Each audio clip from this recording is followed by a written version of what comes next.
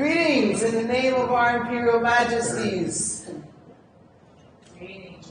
Greetings. Greetings in the name of our Imperial Majesties, Emperor Haile Selassie I and Empress Menen Asfa. Grateful to our Creator and our ancestors, the Loas, the Orishas, and all the divine forces that give life and keeps all humanity as one. I'm extremely grateful to the organizers and sponsors of the 7th Annual Hawaii Cannabis Expo for including the Ganja War veterans as presenters and vendors for this year's event. Our heartfelt gratitude for them and for their generous donation to this event, and a special thanks to every one of you who are present, especially to Canna Coverage, who came all the way out here from New Jersey to hear us, sister. So this is like, I know this is divine works here, okay? So those who are here present, you're going to hear our story, because this is not just his story, but this is her story in the cannabis industry. Balm of Gilead Cannabis Health and Wellness Ministry. I am Empress Modupe Olufunmi, a Ganja War veteran, owner and founder of Balm of Gilead Cannabis Health and Wellness Ministry, also known as Balm OG 360 LLC. I had to call it that because anything you put cannabis into and it's trying to start any business, even if you're not plant touching, you get knocked off. You can't open bank account and everything. So we have to be wise and strategic. So that's why it's called Balm OG. But the OG represents us, because we've been around a long time before there was an industry. So this is what we want to talk about today, right? Our primary, what we do.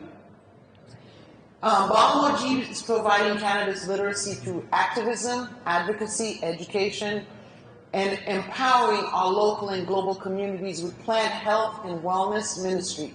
Our services are primarily aimed for Black, indigenous people of color, those most adversely impacted and marginalized by the war on drugs, specifically those who continue to be criminalized, stigmatized, and also excluded from benefiting and participating with equal access in the cannabis industry. Ubuntu, I am because we are. This is a South African phrase, a Bantu phrase really, meaning humanity, or I am because we are. The term is derived from the phrase, and I know this is going to be recorded, but I'm going to do it phonetically because I don't speak the Xhosa or the Zulu language, but I'm going to try to do this Bantu pronunciation. Umuntu ngumuntu ngabantu, which translates as a person is a person through other people. This is the concept that we as Rasta grew up in. This is the concept that I, as an Afro-Asian woman, grew up on. I don't like to speak much about myself. However, as a presenter here, I'd like to give you her story of my origins. I'm a descendant of kidnapped Africans born on the island of Haiti. Many of you know it as Haiti, but in honor of my ancestors, I could never call it that. It is called Haiti, which is a Taino name for land of the mountains. All right. So I was transplanted to the U.S. in 1965 with my parents and my siblings at the age of 9, when most people were escaping U.S. terrorism through the dictator Duvalier. I first came to live in Hawaii, I'm fast forwarding now, in 1983, and I left Hawaii in 1988 for reasons we'll come back and discuss. And I returned in 2018 when Pele began to erupt again. I am a wife, I am a mother, I am a teacher, a grandmother, an educator of secondary and tertiary school. I'm a cultural practitioner, a culinary and visual artist, social justice activist, a caregiver, and an aspiring farmer. Get it? Farmer.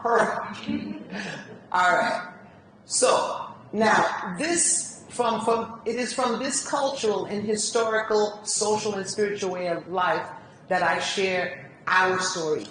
There is an African proverb which states, "The tale of the hunt from the hunter will be different from the lions." This lioness is here to tell you about her story in the cannabis industry. Genesis 1:29, and God said, "Behold, I have given you every herb bearing seed, which is upon the face of all the earth, and every tree, and the which is the fruit of tree yielding seed. To you it shall be for meat." You cannot talk about cannabis medicine without including the full scope of plant nutrition along with it. So this is why, as a people who have relied mostly on the land to nourish our bodies, minds, and spirit, Rastafari advocate so passionately to educate, empower, and inform people, particularly the ones who control the industry, on the cultural, historical, social, and spiritual evolution of this plant with humanity. We are stewards of the land who always cultivated food along with our cannabis medicine. So let's take a little walk in time for a quick glimpse of this story. On there? Why not? Okay. All right. First, let me give credit to my OG, one of our brothers in the struggle, Floyd Jarvis, who coined the term Ganja War veteran to describe and specifically identify those men, women, and youths who have been terrorizing the United States, the Caribbean, Central and South America, and Africa by the racist policies that brought the war on drugs. For many of us here in Hawaii from the 80s, our lives were and continue to be impacted by the terrorism of Green Harvest. This was the DEA funding or collaborating with local police to eradicate the guerrilla bush doctors, cultivators, culinary artists, and alchemists in the Kingdom of Hawaii. As I said, this is not just his story, it's our story. Rastafari have been using cannabis as an economic, social, and spiritual sustenance prior to their kidnapping. This image that you're looking at is of my ex-husband. When we lived here in the 80s, we were caring for 8 children. Rastas couldn't get a job here, not on Oahu, not on the Big Island. During those days, when they saw us, we were called popolo. I think it's a Tagalog word. If there is anyone here who's Filipino who knows, they would know that for us it's a derogatory word because it's basically saying black. You're like, they're labeling you as black. So that's the only way that they could have identified with us. We couldn't work, so we had to create our own jobs. Just like some of the other locals, we went into cultivation and processing and doing the things that sustain us not only in Hawaii, but in the Caribbean as well. So based on our ancestral practice, we use this plant. Yes, Rastafari has been using this plant as an economic, social, and spiritual substance prior to their kidnapping and enslavement by European colonization of indigenous peoples' lands around the globe. In other words, we know we've been doing this for a long time before people were capturing lands and claiming it as their own and making laws to determine what goes on there. So based on our ancestral teaching, we know that this plant is for us and is to be utilized by us. Even though it was made illegal by the onset of European colonizations, who named the continents by their own names, BIPOC people have been in using cannabis in a sustainable manner as a primary food, medicine, and so on. I really don't have enough time to delve into, because I know a lot of people want to say, well, how do you know? I'd love to go into the history of our connection with this plant, but due to time, I cannot. I do recommend, for those interested in learning more, to read 2 of these books I recommend here. Chris Duval chronicles the history of cannabis through this, the history of cannabis in Africa, with his epic book, The African Roots of Marijuana, okay?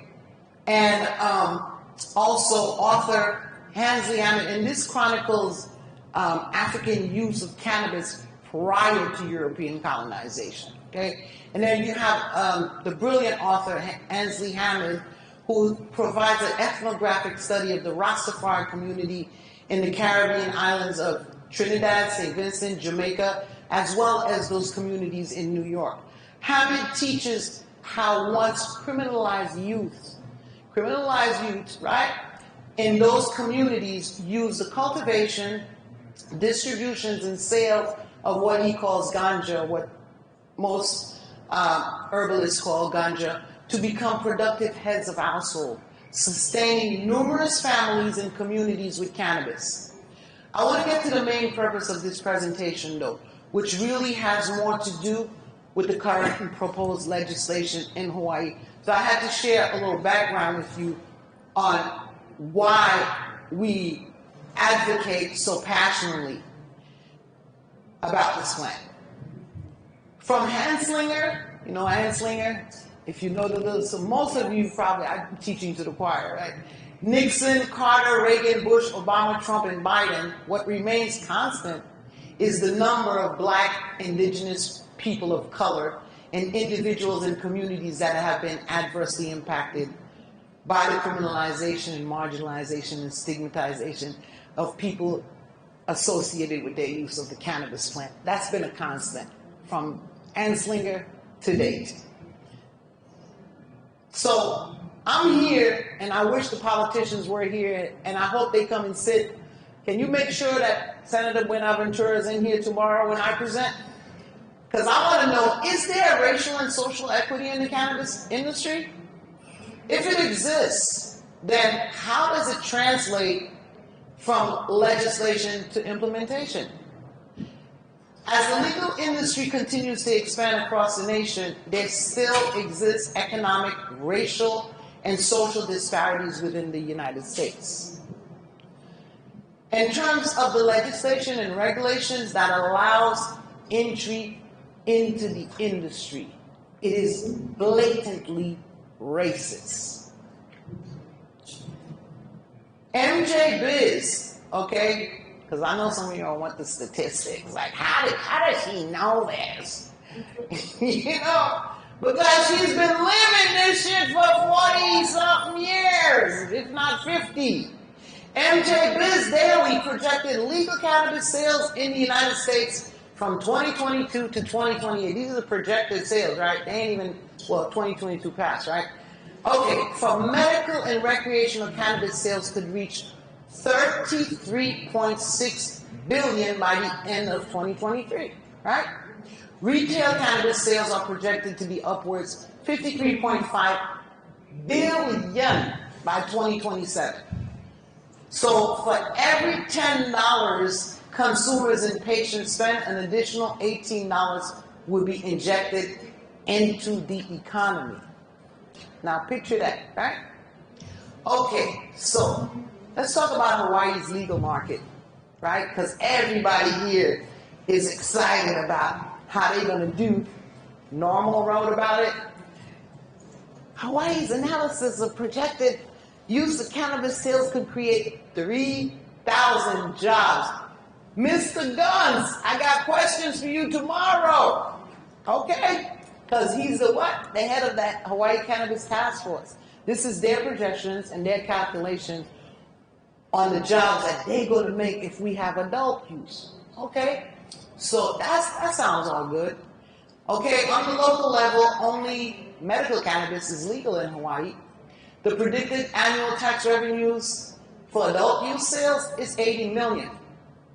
The Hawaii Cannabis Industry Association also predicted, as I said, the creation of 3,000 new cannabis-related jobs in Hawaii when adult use is legalized. If and when this happens, I would like to know how they propose to include the experienced OGs in the industry. Here right now, we only have the vertically integrated model of cannabis business here. Then you have a few of the rebels like Care Wailua, who had, they took care of patients, but the feds recently just draw their brakes because apparently, according to one of the people when they was having the hearings about it, it's a turf war. So I'm quoting them, and adding a little humor to it because I have to laugh at these things. When dispensaries who are literally, and by the way, in my opinion, every legal business in the industry, all y'all doing is money laundering for the feds, okay? Like, you got that license? Yeah. They're collecting taxes off of you? Yes. The state, the people either by ballot or through legislative measures, you made medical cannabis legal in your state, and in some states, you made adult use legal. But what you think you're doing?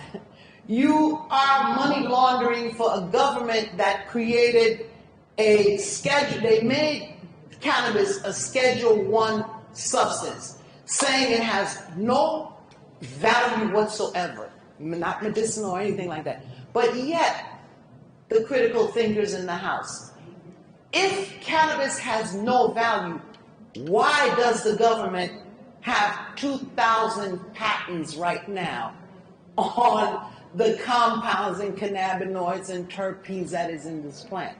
What's your interest in this? Okay? That's what I want to know. All right? So I'm saying I openly am a black market person, and I will keep being black as long as the feds are having states and other business money launder for them. Because if I was doing in my skin right now what the dispensaries are doing, I'd have a RICO case on me. Okay? I don't have no capability of doing that. But they're breaking their own laws. The states are breaking their own laws, and so are the feds. Okay, so we're not at all fooled by this. I want to leave Hawaii for a minute and look at the states that have very well, in some ways, benefited from the plant, or to really see if they have benefited from the plant. Okay, so I want to know before that though, how are we going to get black market people to become legal market people? MJ Biz reported that California earned $5.1 billion in 2021. Sales supporting 83,607 jobs. By the way, footnote is that the cannabis industry is the largest creator of jobs in this country right now. Most of the jobs in this country on every level is in the cannabis industry. Now you have it, this industry that is creating these jobs is owned, 81% of those businesses are owned by white males. White males who probably have a history of their ancestors being enslavers and profiting off the profits of enslaving people. Because you might say, how is that possible? Let me finish reading that, and any one of you who have questions as to how, we'll take it during the Q&A, right? Because I don't want to lose my train of thought here. Back to the money. Missouri legalized adult use in 2022. Missouri's adult use and medical marijuana retailers generated $126.2 million in sales in March, up nearly 23% over February. When these monthly totals are combined, the results will be in the billions for the state. Despite an abundant flow of cannabis-generated revenues into the U.S. economy, there seems to be no evidence of significant transformation in terms of their lovely word that they love: diversity, equity, inclusion. That shit sounds really good, but where is the money? Where is the evidence? Show it to me. Show me how diverse this industry is. Show me how equal it is. And we have people here in Hawaii who have been given the authority to legislate, given the authority to be the voice of Hawaii's cannabis okay, to speak on behalf of people whose culture it is to utilize this plant as food, clothing, and shelter. But yet, no one is asking them by what authority do they have. I'm here today to say, yeah, who died and made you my king? Who died and said that you can do this to people of color? That's what I want to know. And hopefully no one is taking this as a personal thing. Okay? When I say you, I'm talking to the feds. I'm talking to the state government. Okay? So be clear about that. So as I said, there's no evidence of their equity and diversity and inclusion. To date, evidence of cannabis revenues being used in repairing and restoring the communities and lives of the individuals worst impacted by cannabis prohibition legislation is not even well documented. Okay? So we're going to look at the communities who have been most marginalized and criminalized and examine further how these cannabis tax revenues have created equality for them. Oh, my friend. All right. Jeremiah 8:22. Is there no balm in Gilead? Is there no physician there? Why then is not the health of the daughter of my people recovered?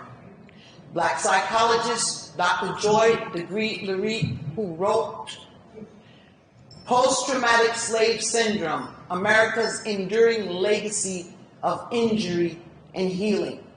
If y'all don't know anything about this, because America has a great way of teaching you about the sufferings, their sufferings, the sufferings of the Jews during the Holocaust, the sufferings of everybody else except black people. Well, the Ma'afa, which is also known as the African Holocaust, which is also known as the transatlantic slave trade, that is when millions of Africans were kidnapped and taken from their homeland and dispersed throughout different parts of the world to build nations such as Great Britain, France, you name it, and including America. And no one wants to talk about that. No one wants to talk about the damages. How is the transatlantic slave trade and the trauma caused to black people related to the cannabis industry? Is very much connected. The reparations and the restorations that has to be done for the people of African descent who experienced the trauma of the transatlantic slave trade, it's the same concept that there needs to be a reparation, there needs to be a healing, a restoration. How should that restoration look? Well, for one thing, it should begin with the promise that was made in 1865 when people of African descent who were here in the United States were so-called free with a 13th Amendment to the Constitution.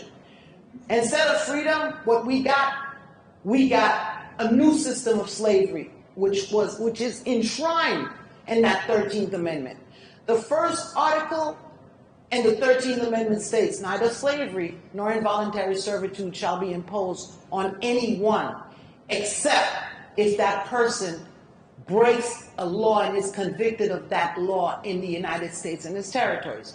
Well, what do you think happened? In 1865, you have several millions of Africans who were so-called liberated from bondage. They were promised 40 acres and a mule. All right? Well, they never got any of that because the United States government had to make amends to the former slave owners, just like they did in my country.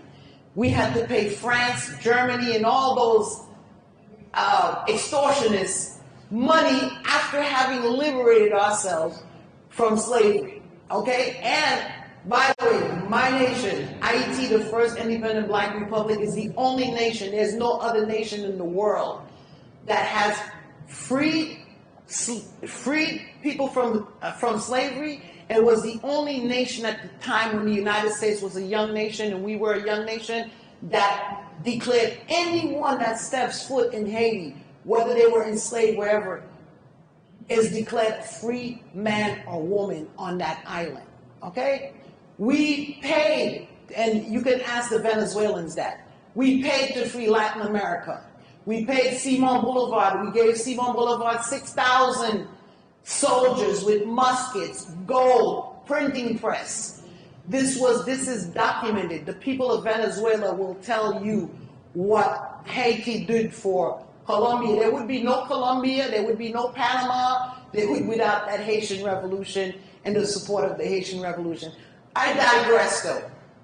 What I'm trying to say is that Black people, African people, have made a great contribution to the building and wealth of many nations. But still today, they are the most disparaged people on the planet.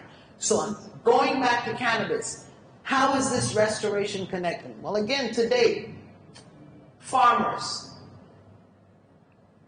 Only 1% of Black farmers in America own their own land. So we're still waiting for that 40 acres, okay?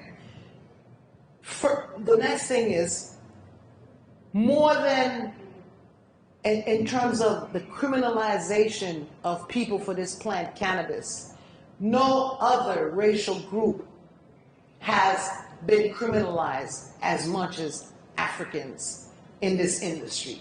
So do the math and think about the numbers and see if we're not due. By the way, anybody recognize them people in this slide? You know, the one over here with this puffing with smoke, that's my good sister from Jamaica, Aikiba. She's an OG. She got deported though. She's in Jamaica. Her story is worth hearing, okay? To see how, and especially knowing that a lot of the genetics in Humboldt, a lot of stuff, the things that we've done in our young age, that people are, oh yeah, man, this strain is from da-da-da-da-da, and we got the da-da-da-da-da. It's from them roots there, from those struggles. Today, if we were white girls, we would be called brilliant importers and exporters. You know, but we were smugglers. Okay, that's what they call it. When they call us, it's a long case. Right now, I have a pending felony on me here in Hawaii. And my goal is to have those records expunged because those felony charges were because I stood up to the police here in Hawaii. And before I could get my justice, they went and found some ways to bring up those felony charges against me, which, by the way, they never even executed because they could not. It was unjust. The Honorable Marcus Garvey stated that a people without the knowledge of their past history is like a tree without roots.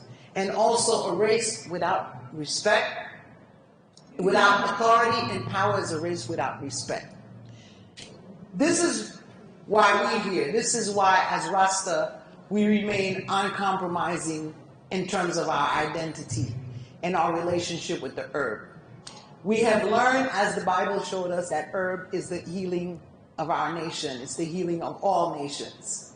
And as His Majesty said, as we guarantee to each the right to worship as he chooses, so we denounce the policy which set man against man on the issues of religion. It is our way of life as Rasta to use this plant, to have it as our sacrament, to have it as our food, as our shelter. Because y'all know, way before y'all found out you could do hempcrete, Rasta knew you could build homes with cannabis. Rasta knew that cannabis was a plant that is sustainable for the planet. That it's not just a plant to commodify, but it's a plant that the Most High gave us so we could evolve through life along with it and also be able to take care of the earth with it. Okay? But is the industry doing that? I'm hearing that California, which is the biggest cannabis producer, right? This whole illegal industry in California, it is not a sustainable industry.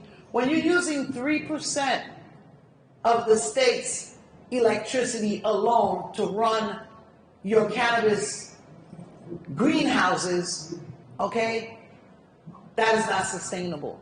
When you have to divert other farmers' waters to your farm. Okay? That is not sustainable. When you so-called talking about, oh, it's not the farmers, it's the cartels. Okay? Because cartels do not exist without local law enforcement, without border patrols, without some form of, we already know. With all the intel that government has, you got enough intel to stop the cartel. Okay? So let's not joke each other. Let's not joke with each other. Let's keep this stuff really serious. So I wish the AG was here, but I hope they'll come tomorrow. Because to the AG, we gotta, by the way, folks, this is the shit that they presented. It's a whole 295 pages, and I'm still struggling to page 1 to 25.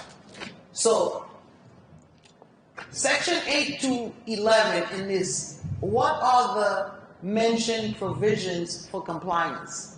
Because they're talking about, this is the AG, like, this is the law, this is how we're going to do it, and this is how you're going to comply. But how did you come up with these measures? That's my question. Where is the bill, where in the bill are those provisions described? And how does the state plan to implement compliance regulations which violates a person's rights to practice cultural and spiritual relationships with the plant? How are they going to deal with me? Okay, you still want me to be black market? I love being black. I'm going to stay black. As long as you stay white, I'm going to stay black. You see, and this is, you can't call me racist because I don't control this. Okay? So you might say I'm biased, and that's fine. But the question, I'm asking these questions is because the term black market, it's offensive. Because the only time you hear black as something good in this country is on Black Friday. And guess where the story of Black Friday come from? Black Friday came from the days when we were kidnapped and sold. Black Friday was a special they used to do on the auction block when they give 2 slaves for the price of 1.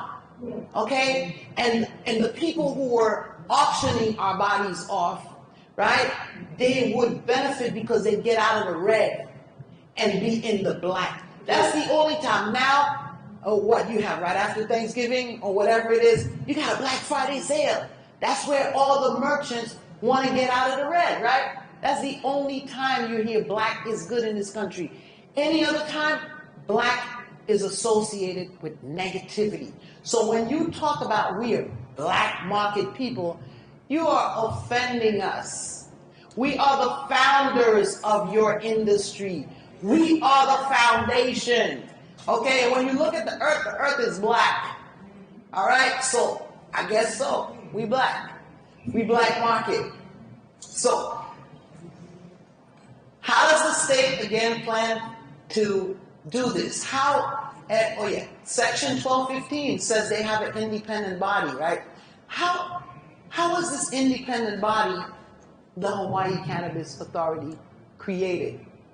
And I'm hoping to get some of these answers. Like I told y'all before, I got more questions than I got answers. So I want them to describe the selection process and this rubric. The Hawaii Dual Task Force, they got this little rubric, right, where they did their scope of investigation. And they had 5 different groups: the tax working group, the social equity working group, the market structure working group, medical use working group, public health and safety working group. So for me right now, I'm more interested in that social equity working group because that's the buzzword again. You know, we're going to make it equitable for everybody. Yeah, the people who already got the licenses and paid their $15 million to the state, and anybody else who got less than that, you're asked out. Okay, so social equity, this is what they want to do, to identify Hawaii communities and populations disproportionately impacted by cannabis criminalization and make recommendations for social equity and restorative justice policies that would help to reduce and remediate part of ongoing disparities, including equity in the market, community reinvestment, and expungement and resentencing. Okay. And maybe it's not fair for me to be spilling out people's stuff like that and they're not here to defend themselves. But okay, y'all know where to find me. I'll give you my contact information. Okay, we can have this conversation another time. But I'm asking, how is this going to be done? There are so many homeless people in Hawaii right now. I should say houseless. You can go to Hilo, Bayfront. You can go anywhere. My question is to the Hawaii Cannabis Authority, even before you bring in adult use, how much money has the state collected so far in medical cannabis taxes since the industry has opened? I'd like to know those numbers because we haven't seen those numbers. And how much of what percentage of those revenues that the state collects, how much of it does the work? Oh, Randy Guns is the one on that social equity working group. How much of it? I would love Mr. Guns to tell me how much of that was targeted to the communities they identify, and I also want to know which communities they identified. Where are they? Do they look like me? Do they look like the Kanaka Maoris? Because I don't know. I ain't seen it yet. Because most of the people that I see here in this industry, they are Caucasian. Okay? And they are people with the bankrolls. They are people with the backup. They are people who can walk into the banks and get the equity. They have the technical resources and so on. So if there's truly going to be an equitable industry, then the people of Hawaii have to be given an opportunity to have a voice in creating true cannabis legislative reform. And cannabis legislative reform cannot go without criminal justice reform. The state of Hawaii is planning on building more prisons. They want to put money. I think there's one going for the Big Island. Right now they're planning on building prison there. Our suggestion, and maybe they won't ever listen to me, but my suggestion is to utilize some of those cannabis funds, some of those tax resources that they're getting to create programs that prevent recidivism in the prison, educational programs, give training to people, because you're criminalizing poverty right now. That's what you're doing. The state is literally saying that poor people are criminals. Okay? If you're not educated, you're a criminal. If you lack the resources and training to maneuver in this world of technology, you're a criminal. And so, how on earth can there be social equity in Hawaii's cannabis industry without addressing first the reparation and the restoration from the damages done to the most marginalized people in Hawaii, which is obviously people of color and the indigenous people of the land. All right? So I got the cue that it's almost my time's up. So to wrap it up, I would like you, my audience, to help me answer some of these questions. Because I don't know what else to say other than the few recommendations that I have, which is that the state becomes more alert and recognizing, like when they're doing their, we're going to have a town hall meeting to discuss how these bills are going to, you do go to every town and inform the people and make sure that the people in your constituency, no politicians in here, but you make sure that there's a representation of the people you say that you want to include in this industry. Because right now, it's not evident that you really want. Right now, it looks very hypocritical to say that you want equity, but yet you haven't dealt equitably with the people whose land you captured, okay? Because Hawaii is captured land. Similar to Hawaii, and Hawaii and Haiti have a similar history. We have the same common oppressors. Same people who colonized Hawaii is the same people that we've been fighting since 1791. Haiti's been fighting terrorism since 1791. If you really want to know what terrorism is, study the history of the United States. And I'll stop right here. Would you like to take the mic? I'd like to pass you. Can we do that? Can we pass it? Because I can hardly hear you, so or stand up so everybody else can hear you. Well, it's a question. We talk about how do we give it back to the community. Isn't that where community benefit comes in? And I don't know if that's something that in Hawaii, because I have experience in California with community benefits. So let's say if you're coming into our town or city and you're going to have to, mostly it's people with money and the resources, which is usually, like you said, it's not us. So what are you going to do for the community, those that actually, are you going to provide the jobs?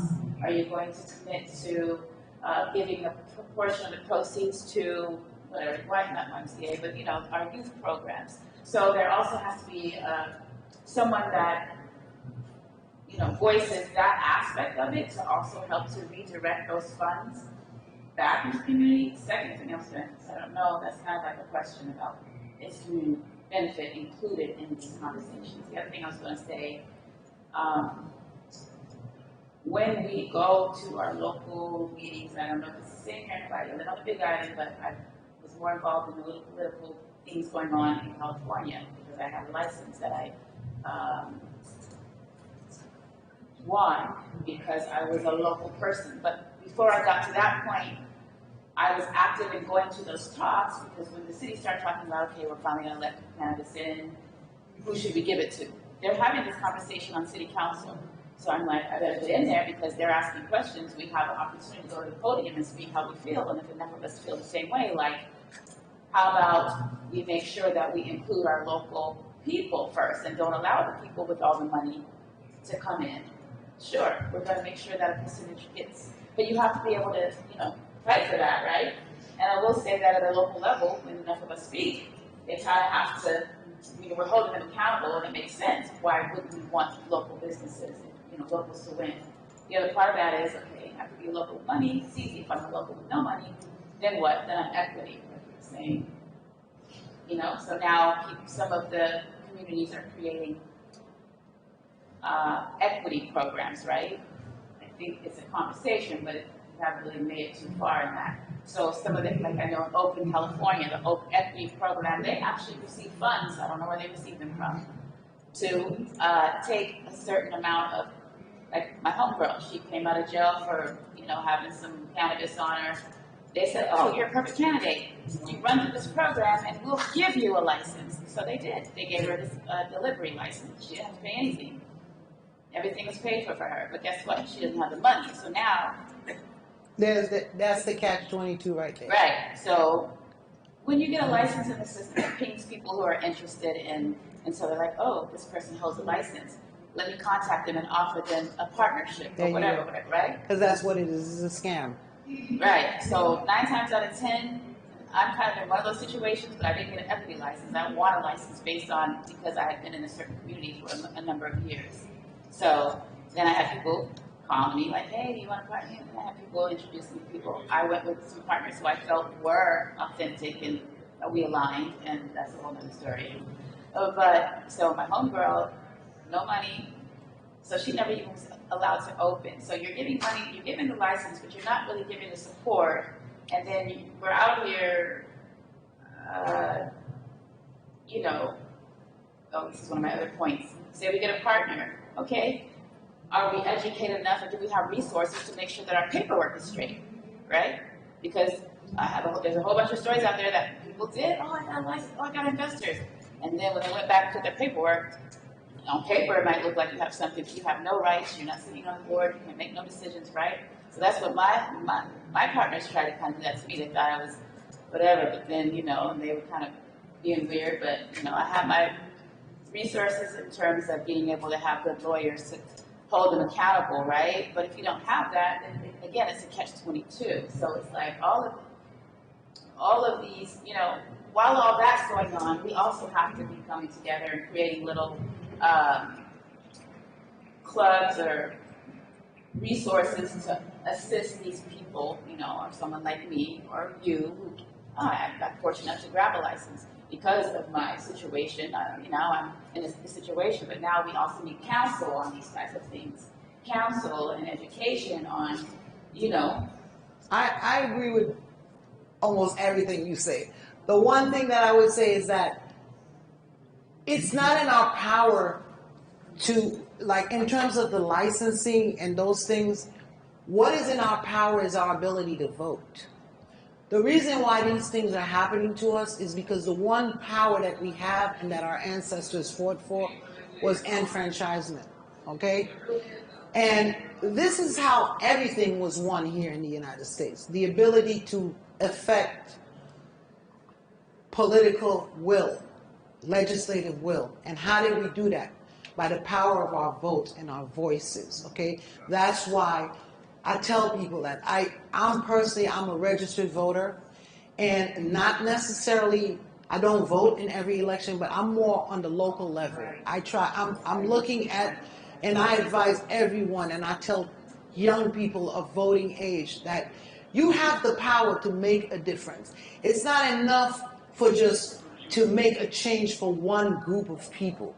Your change has to be a change that's holistic, that is not only going to benefit one group while it leaves another group out. And you're right, giving you a license, an equity license, when you don't have the capital for the brick and mortar, when you don't have the technical knowledge, when you don't have the other knowledge that helps you inform the people that you're going to serve in the industry, it's useless. It's a scam. It opens you up to be prey to those multi-state operators that have more money, that are going to come in and say to you, yeah, you see that equity license? Let's just put you up front.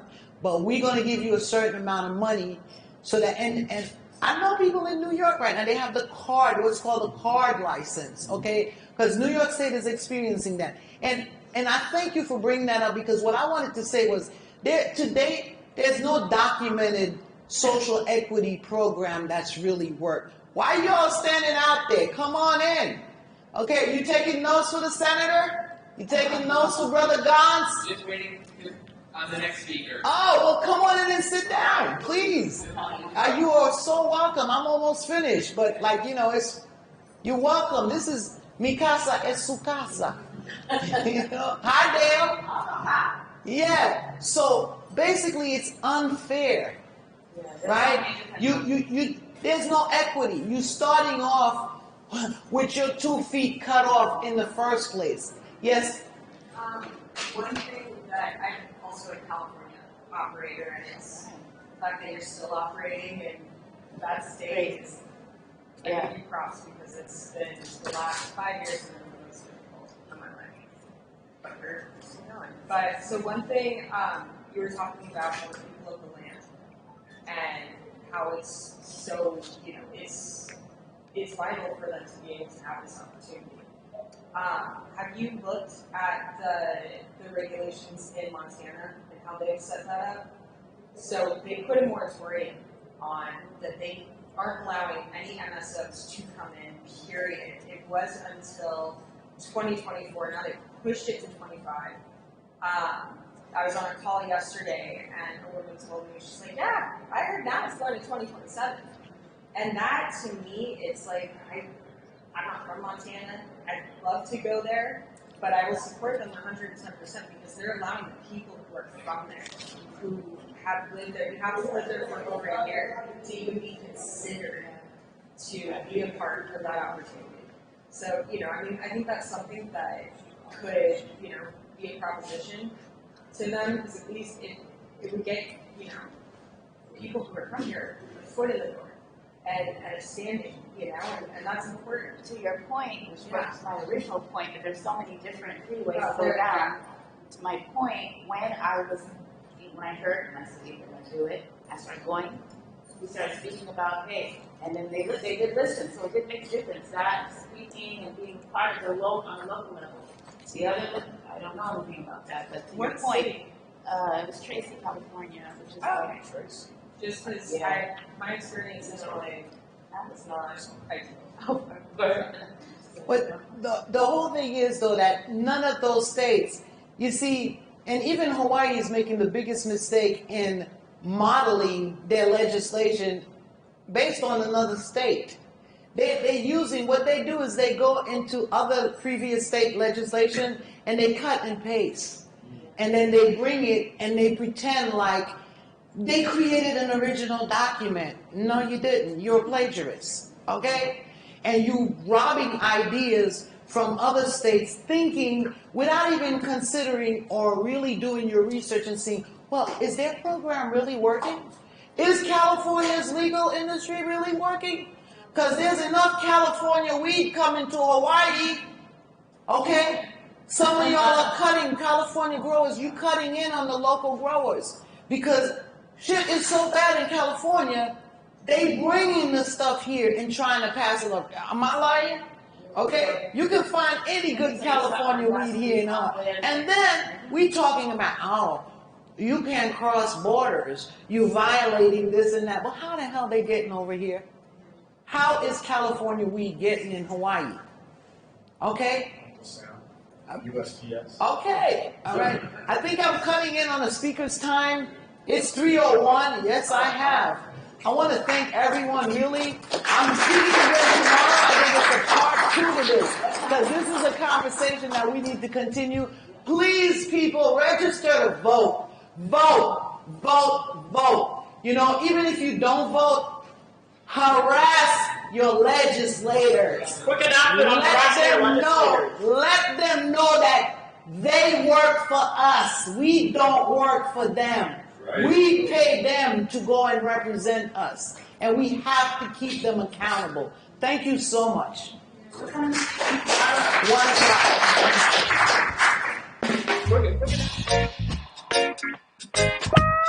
o'clock.